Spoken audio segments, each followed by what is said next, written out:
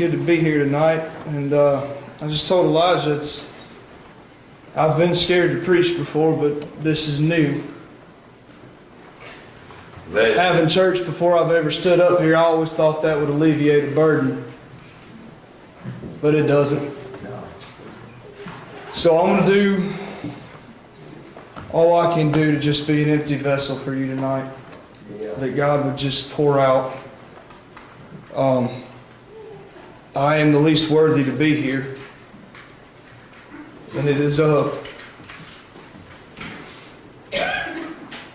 we spend a time like me and Brother Chris had yesterday around some real men of God, and you realize just how unworthy you are. Bless him. But He loved me anyways. Right.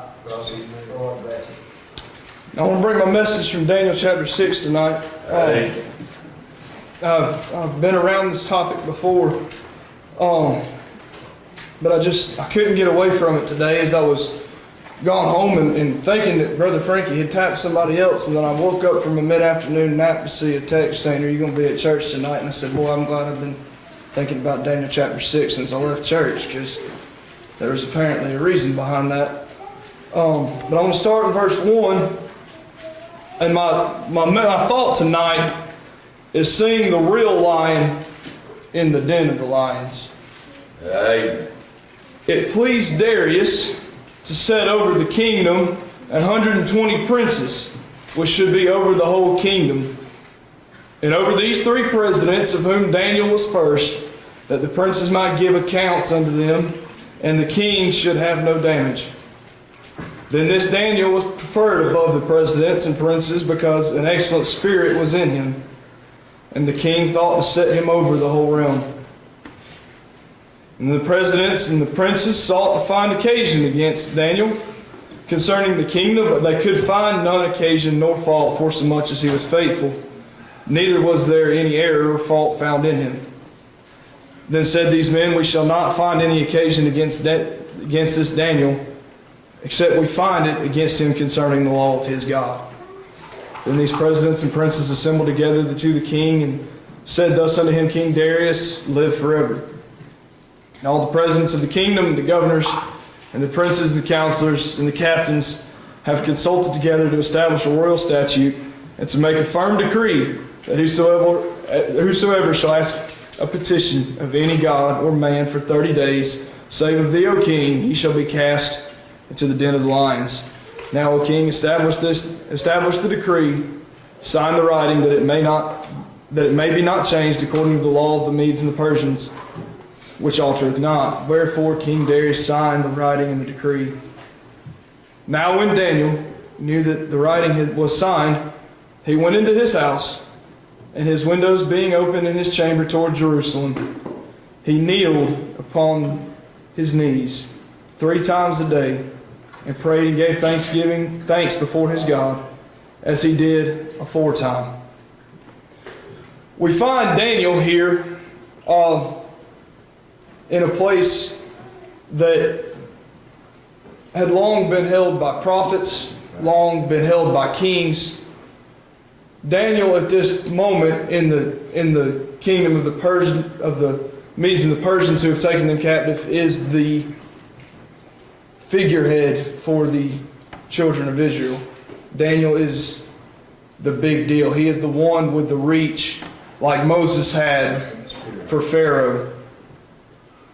Daniel has been put in a place where he can, on behalf of the children of Israel, hold King Darius at bay a little bit because of the spirit that was found within him.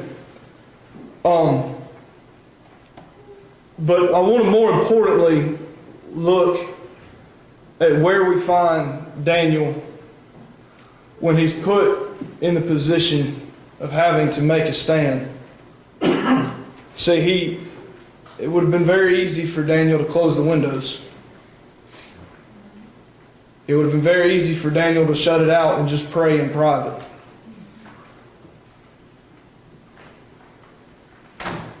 But as we look at Daniel's prayer and where he chose to pray and how he chose to pray, we're going to see that he was looking back at the past.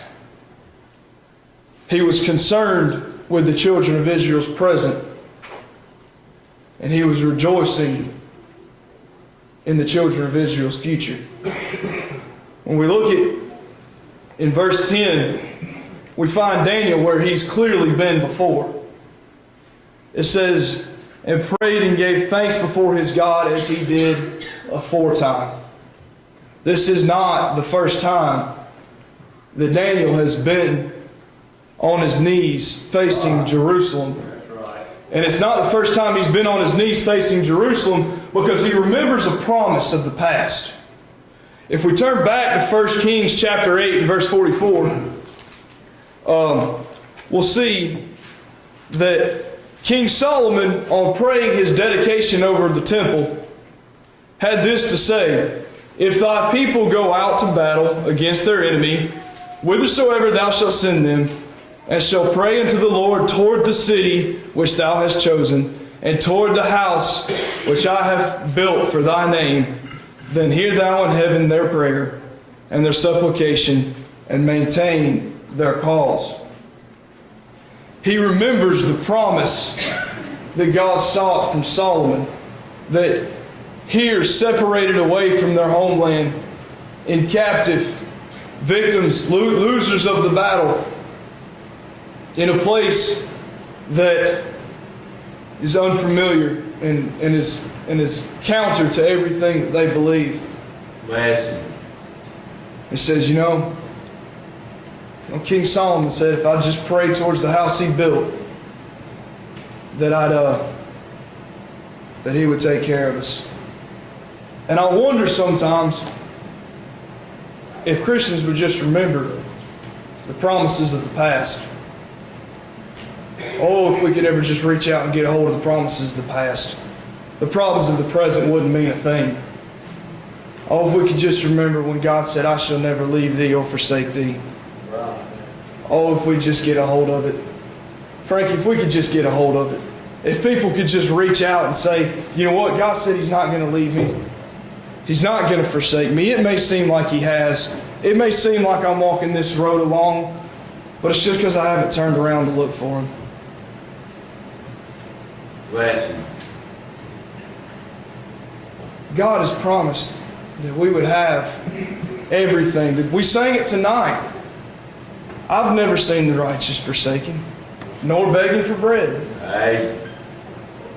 We may not have a porterhouse in A1, but we got ramen noodles and they'll fill the void. They'll get us through another day.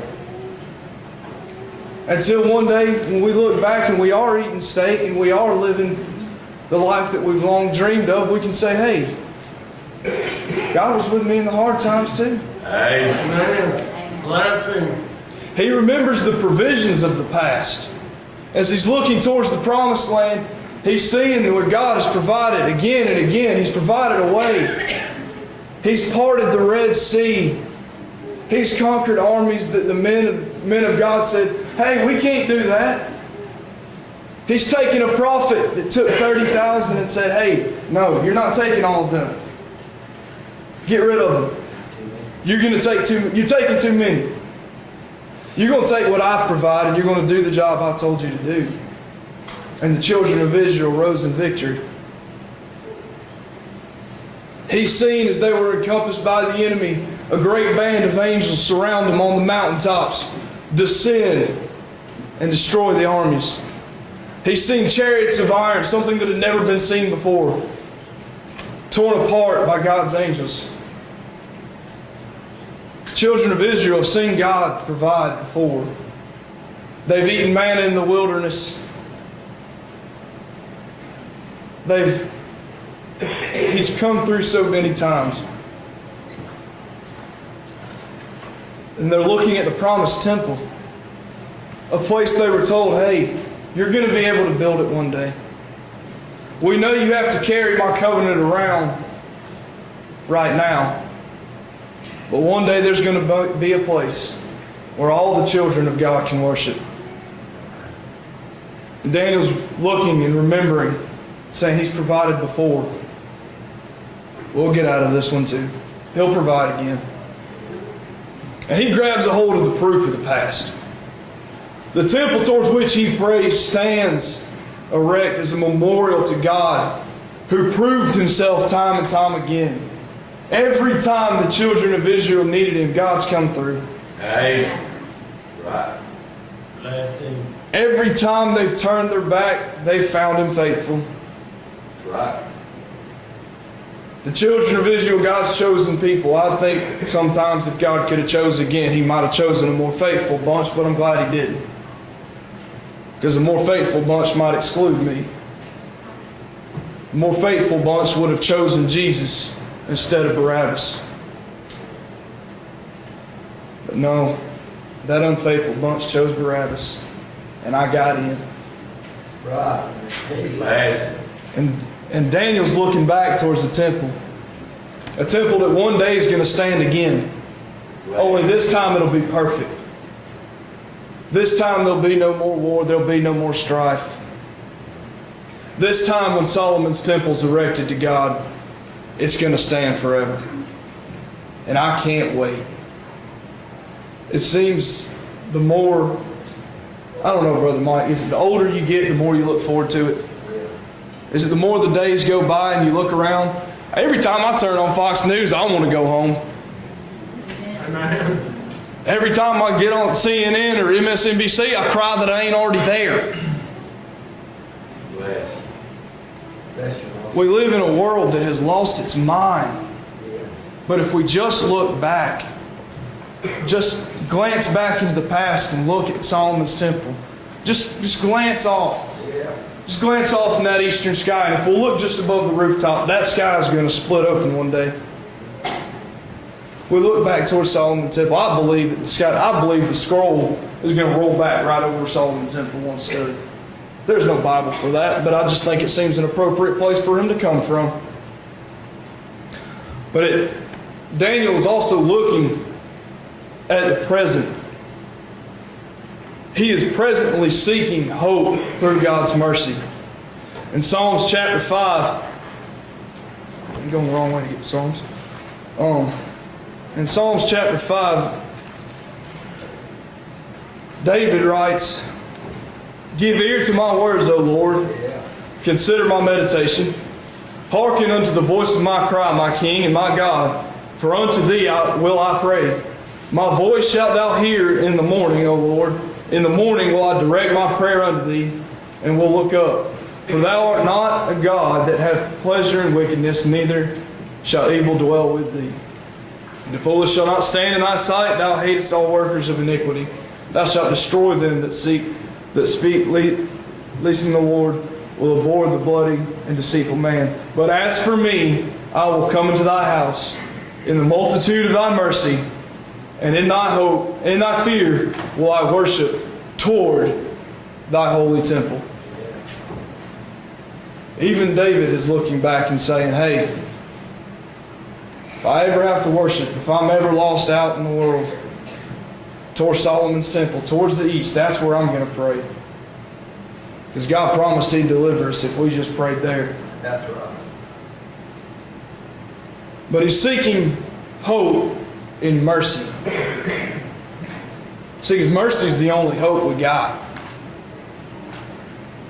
I heard it said yesterday that if we were relying, if we relied on our own righteousness, we'd be dead already. We wouldn't have made it this far. We'd have never made it. We'd have made it to the first time we heard the Word of God preached. The next morning we'd have woke up and sinned, and that'd have been it. It'd have been over. We'd have reached the age of accountability, and it would have been over. That fast, were it not for mercy. Were it not for mercy, the Red Sea would have never split. Were it not for mercy, smoke wouldn't have surrounded the children of Israel as they ran, and Pharaoh's armies could have actually found them. I like what the preacher said. The devil can't find us. God don't tell him where we are. And that was physically manifested when the children of Israel were running. Pharaoh couldn't find them. There was a wall of smoke. He knew they were somewhere in the smoke, but he couldn't see them. Otherwise, he might could have caught up. God's mercy kept the children of Israel safe. Right.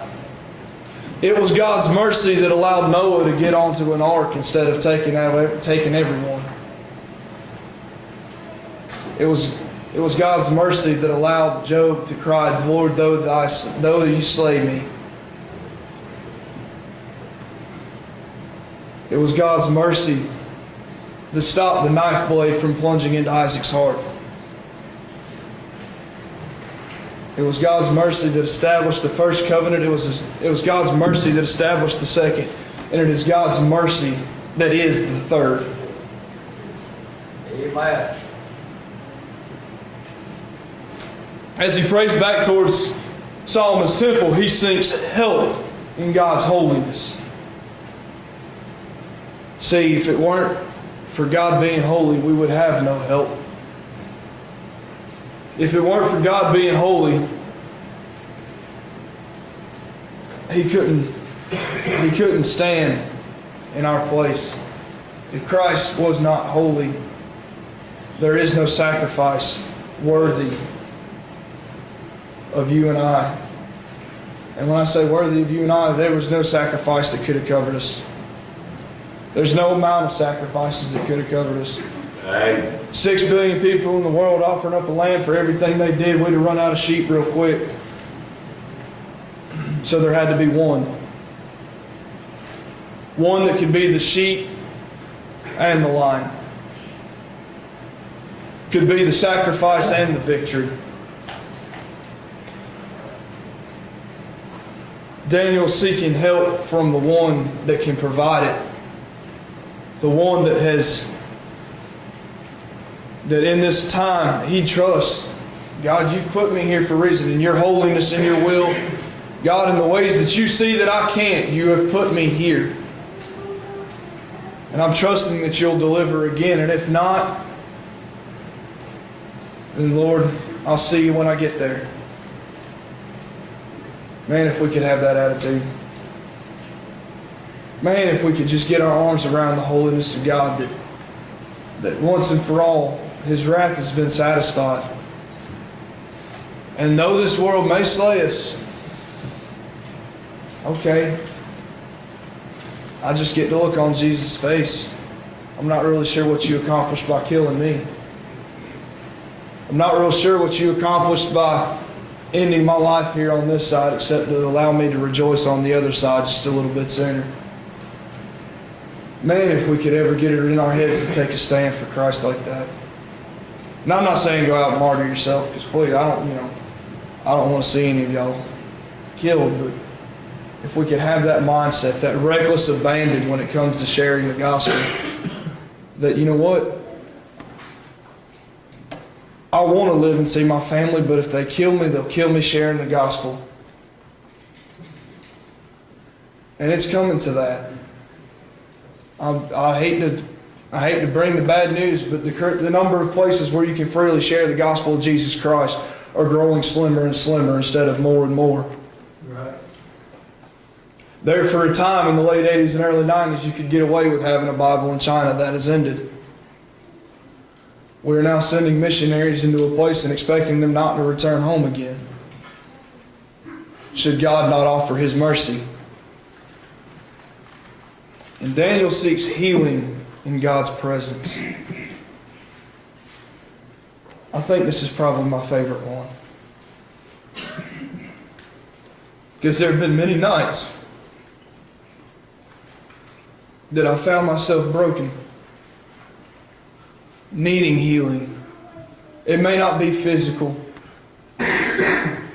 although living in a state where pollen goes from about 100 to 10,000 in 2 days and the temperature goes from 100 to 40, sometimes the need for physical healing is there too. But for spiritual healing, we were talking about it this morning, Zach, in the hallway, that just when you get saved doesn't mean that you... See, I don't like that there's a select group out there that will preach instant sanctification. That you get saved, I'm just like Jesus, I'm never going to mess it up again. I'd like to meet those people, and just ask them how Monday morning went after they got out of church. See, because for me, being saved didn't mean that I got it right every time, but it meant I felt conviction when I got it wrong. And in those dark, lonely hours in the middle of the night when conviction just seems to find me, it's the most beautiful tongue lashing I've ever gotten. I thank God so many times for those conversations, because it means that I understand that there's something wrong. Yeah.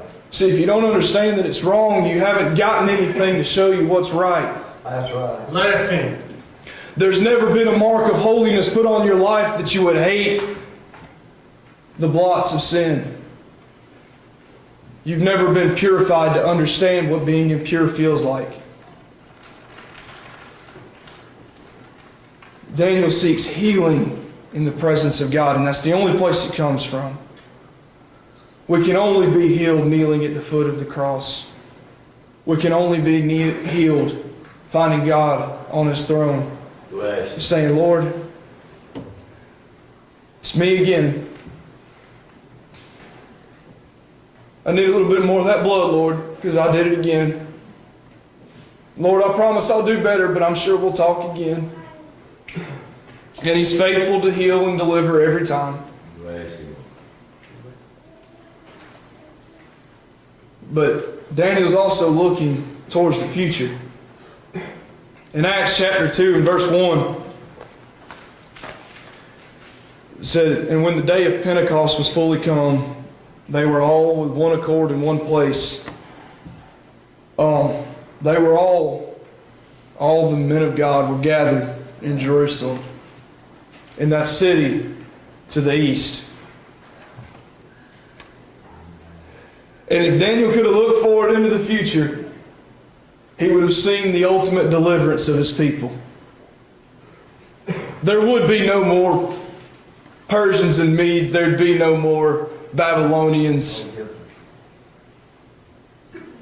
There'd be a price paid ultimately for the chains and the bondages of this world to be broken forever. Amen. To whosoever. I love that word.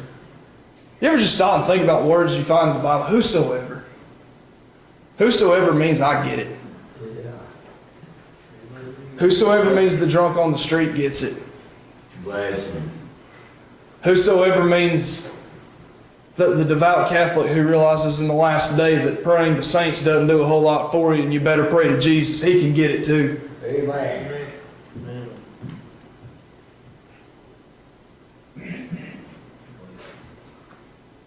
Whosoever means that the most devout terrorists, those that have slayed the children of the West and those that have slayed the children of Israel, that if on their deathbed they profess Christ, they get it. Right. And I love that. The deliverance that we find in Jerusalem on the day of Pentecost. The Holy Spirit rained down for the first time. And for a brief moment there, all of God's children were in one place, in one mind, in one accord. And look what happened. Thousands saved. Right. The first church established. People were getting saved and called and sent to preach right there on the spot, saying, hey, we need to go. We need to go. It was the second Babel. God said, hey, all my people can't be here. You got to go. It's great. 5,000, thousands have been saved. Now go. It's not supposed to stay here. The day of Pentecost was the second Tower of Babel. It was the second time that all God's people were in one place, and God said, no, go. Right. Daniel would have seen the coming of the Savior. See, Daniel could have looked forward to Jerusalem. He would have seen Jesus riding in on the back of a donkey.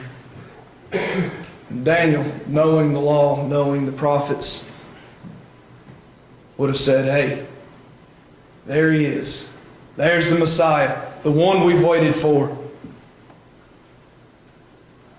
And his faith would have been put in. See, I think if you could have seen Jesus arriving after he'd been promised for thousands of years, your faith wouldn't have just been made stronger. Your faith would have been encased in concrete and it never would have been broken again. I think if we could look back now and just say, hey, you know what? He really did. It really did. We've got fit. See, I don't know how the first disciples, they must have had faith. I mean, I've always wondered, do the saints of God today who believe it without having seen it, or do the disciples who got to see it firsthand, whose faith would get shaken faster? And I would have to say it's ours, but I would have loved to have seen it. And Daniel saw it. He would have looked forward and seen his Savior, the one who he's said is coming. He would have seen his arrival. And he would have seen the creation of the new covenant. And Brother Glenn, I'm about done. You can be getting a song. But see, there were many covenants beforehand. There was the Abrahamic covenant where he said, hey, I'm going to make you the father over many nations. There was the Noahic covenant where he said, hey, I'm not going to destroy the world anymore. The rainbow shall be my mark. That by water I shall not destroy the world anymore. But now we get the new covenant. We get the covenant that applies to us. Right. See, the covenant with Abraham doesn't help us. We weren't born Jewish. We're on the outskirts of that covenant. The Noahic covenant doesn't really cover us because he said he wouldn't destroy the world, but I believe the fire's coming. He said it wouldn't be water, but he did say fire's coming. So the Noahic covenant, we're still missing out. But there's this new covenant where the new temple shall be established, where no more do we have to stand on the outside looking in because of what we've done, because of who we were. See, it's not even what we did. Before the new covenant, it's just who we were.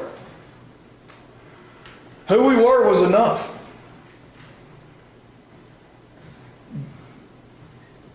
We couldn't help that we weren't born into the tribe of Judah. We can't help that we weren't born children of Israel.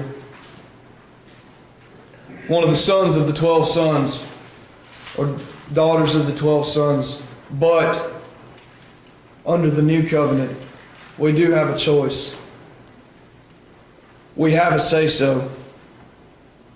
See, under the new covenant, God's going to knock once upon every man's heart. He's obligated at least that. Right. And under this new covenant, all, whosoever, shall believe and place their faith in Jesus Christ. Daniel saw the deliverance not only of his people, but of all mankind with the new covenant. See, we get it. We get in now. And tonight, if you say, well, I'm not sure that I'm in. Maybe you've watched these young girls get baptized and you don't know what it's about. And what a beautiful picture that is, by the way. I mean, seriously. Here we have two little ones, right? Two wee littles. They're old enough to understand. And they're old enough to understand. They're just old enough to understand, and yet they've chosen. I can almost hear their little voices singing, I've decided to follow Jesus. No turning back, no turning back. I love that old hymn. Because if you can ever sing it with conviction, you can walk a few days on that one. Right. And then just as beautiful a picture, the little one singing in the choir. Hey. Because they may not know yet what they're singing about. Right. it may not have come to them yet. Christ may not have knocked on their heart's door yet, but when He does and they have to face a battle 10, 20 years down the road, they can remember back to these songs and the strength and how much it did for those of us who have already believed. And they'll say, hey, maybe if I just go back to that song, if I just go back to that place, I can find the promises of God again. I can find strength in what I learned as a child. It's so beautiful to see that because people have left the windows of their life open, we have a younger generation now being raised up. See, because we don't have forever, and we have to prepare that next generation. Because if this is what the world looks like in our generation, Brother Jeremy, by the time it's their generation's turn to tote the cross, boy, we're going to be in a mess. We may not be here, I don't know. But if we are, boy, it's going to be a mess. And they're going to need the strength they've learned from singing those songs. And it's beautiful to see it. I don't know where my is, but I tell you, every time my starts singing and sings one of her songs, it just does something for me. It really does. To hear her singing those songs, it really helps me.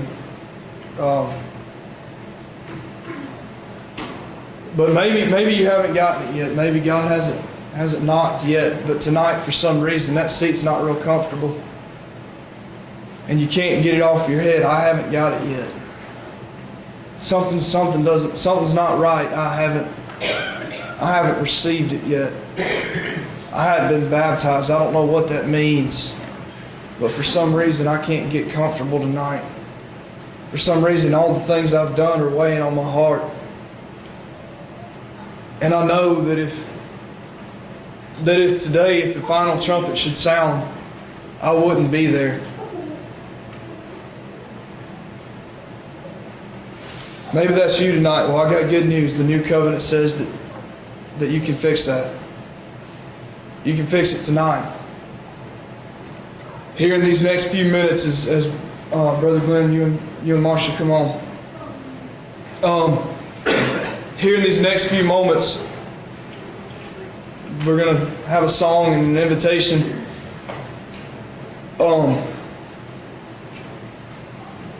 I don't know your heart, but I know that as I meditated on what Daniel had seen and what was promised and what was delivered and what was made available, that I needed a few moments alone with God. And maybe that's where you're at tonight.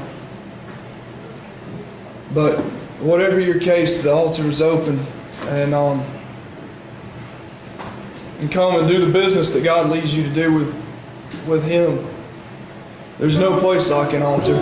Praying by your bed's one thing, but there's no place like an old-fashioned altar when the Spirit is moved like it has in this service.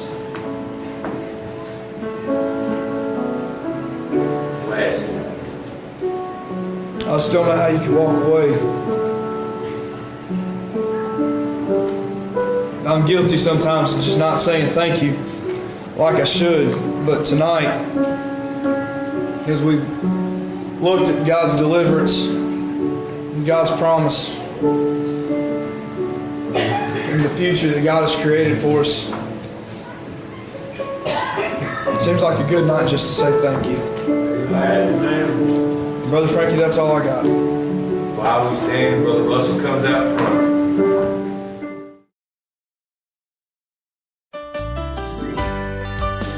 Are you looking for a place to worship God in spirit and in truth? Hello, I'm Frankie Green, pastor of Trinity Baptist Church in Auburn, Georgia. We would like to invite you to be in our service with us. Sunday school starts at 10 with morning worship at 11. Sunday evening worship begins at 6 and Wednesday night prayer service at 7. We are a King James Bible-believing, fundamental, independent Baptist church reaching out to those who need a special touch from God. For more information, you can visit us at TrinityBaptistAuburn.com or on Facebook at Trinity Baptist Church Auburn. We welcome you to Trinity Baptist Church, where you will become part of a family.